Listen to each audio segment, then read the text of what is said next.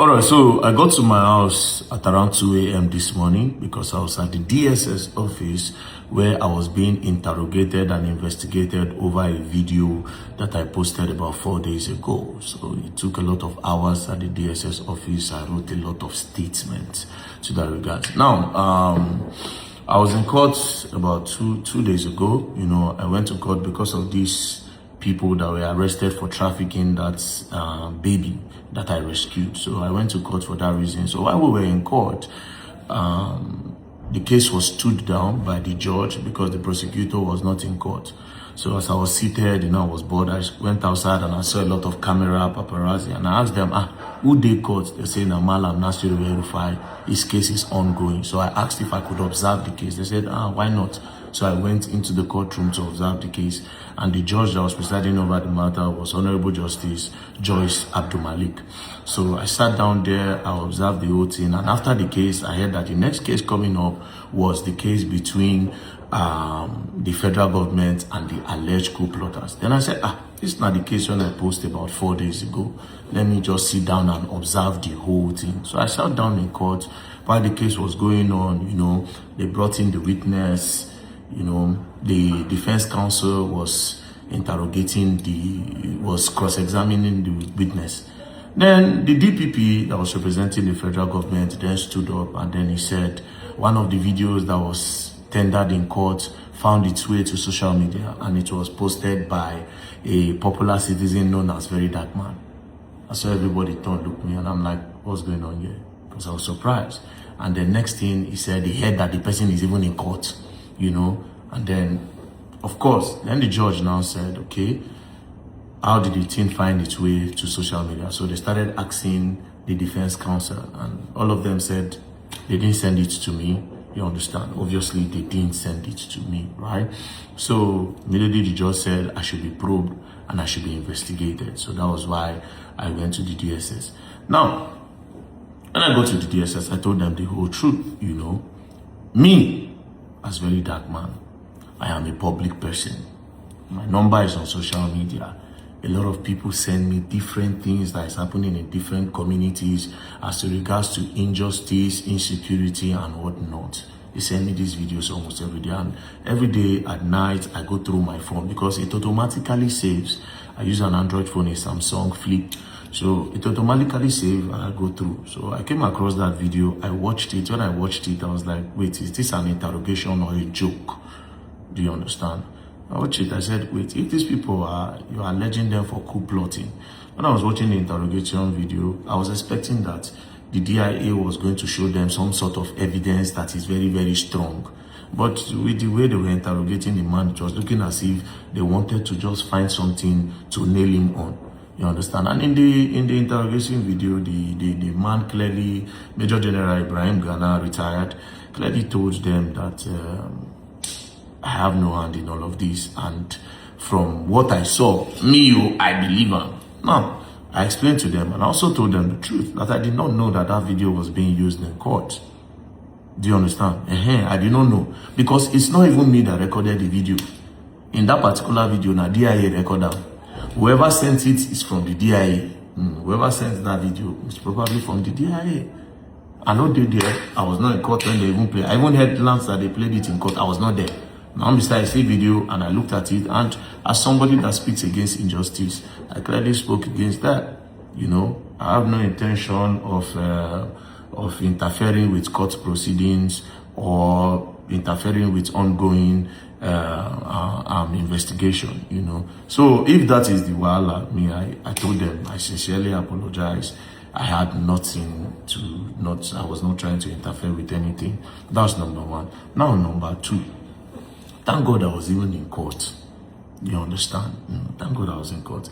When I was observing that thing, I was just shaking my head. You know why? First of all, the witness of the case, he wear face masks, full face masks, like bandit face masks. Who is that? Hold on. He wear face masks, like bandit face masks.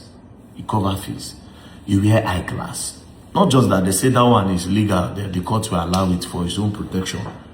But the place where shocked me, the witness, they can't carry that thing whether they take cover people for hospital. You know, say hospital na big room, and they'll go use one thing, cover them to put bed. They can't still cover that thing. First of all, you cover face, you wear a glass, they can't still cover that thing. Now, if they cross-examine the witness go they answer, nobody they say I tell the answer. What if the witness was reading from a book to answer? What if the witness was reading from a phone? Or what if the witness was wearing wire? And maybe another person was listening from the other end. And as the defense counsel was cross-examining, another person will quickly hear and quickly tell him what to answer. What if? You understand? Now, such I was observing, I was like, now like this, I said, for me, it's still not even day transparent. This is what I even observe. It's not like this case they go. Even if these people are innocent, they don't go, they don't go fit, get said for this matter. You understand? But then again, I apologize. And me, I still believe that the DIA for that interrogation, it's a 0/10 for me. That is my own fair comment. I have the right to give a fair comment. And like I said, I thought that video was a public document. You understand? Because nobody may record that.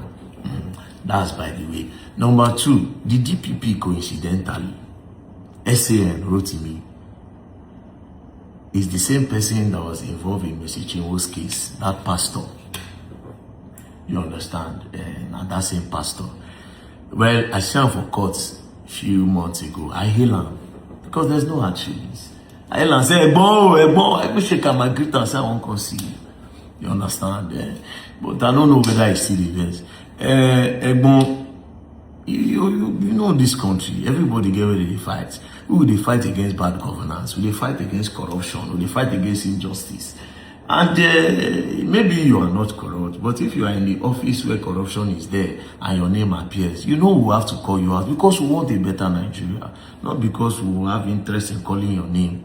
You understand? Your name is a beautiful name and it's very sweet to call a name out. However, it has nothing to do with personal interest for me. It's just saying these people, this one corruption, for Nigeria to grow, you have to stop. That was why I called your name in the Mercy Chinwo case, because your name appeared. You understand? But then again, in this case, you asked that I should be investigated, and the judge said, give the DSS the order, and I'm being investigated. But I would like to say, and say it 100%, I didn't record that video. Somebody probably sent it to my phone. It's even possible that it's the DIA that sent it to my phone. It's possible that it's even the DPP that sent it to my phone. That's just the truth. Because I know these people know that very dark man will not see something like that and keep quiet. Maybe that's why they sent it. Because that day they wanted to even use that one to stop the judge from granting those people bail. So it's possible that anybody sent it to me. But I will go through my phone. I promise the DSS that I will go through my phone and look for that number that probably sent it to me. I don't know if the person is smart enough to delete, but whoever sent that video to me, I'll tell you, I will find you and I'll take your number to DSS so that they will investigate you.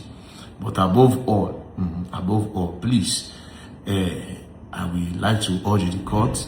Well, from which I see that the judge was very, very, very, very, very lenient. Now, lenient with English.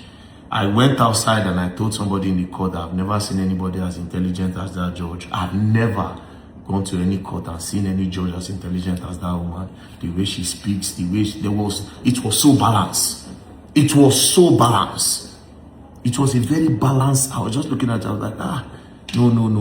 You know that kind of you say you dey look person, you just be lost for the person intelligence. That's what I saw in that judge. So when the judge said they should investigate me, I said, I'm not getting anything to hide. Of course, everybody knows that nobody they pay very dark man to post anything.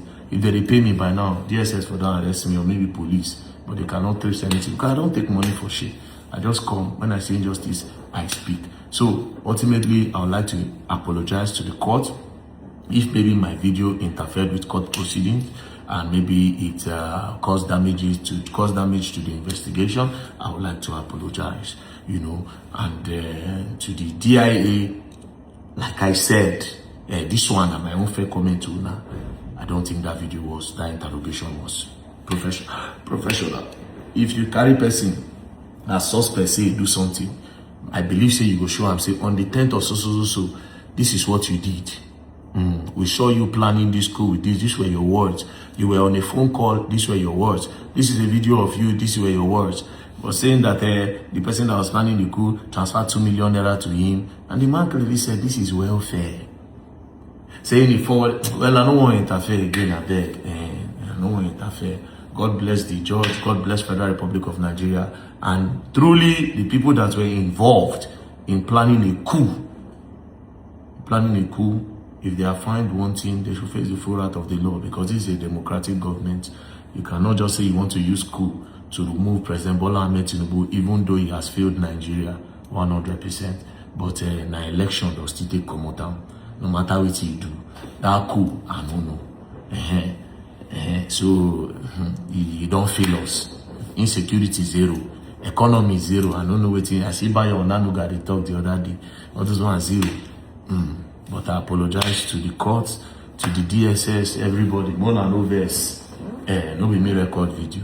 And I'm sorry if I interfered with court proceedings and caused any damage to the investigation. And to the judge, God bless you, man. May you reign forever. We love you. God bless you. And DPP, SAN, Oyebanjo, Abi Oyebanji. Egbon, you are white bone. White bone. Message you, kids. Don't go. Don't go. We love you too. God bless you. We are white bone. You cannot take that one away from you now. SAN, big SAN, respect to you, actually give you. We love you. I'll still come to your office again to tender another second apology. And this time you are a pastor, I would have brought wine for you. As a pastor, I know you might not be taking wine, but God will bless you. And to DSS, I don't lie, that one interrogative process is too rigid. It's too rigid. It's too rigid. I know you people said it's national security, but come on, you people know very dark man. Very dark man does not involve himself in illegalities. Cut me some slack. I get case, I go bring and come give you that DSS, because a lot of people send me informations. There are some cases that we need to do investigation together and track the bandits and this thing. I'll send to you. The one that invites me. That's how I will come in the office where we're now. I'll be coming to your office to bring case.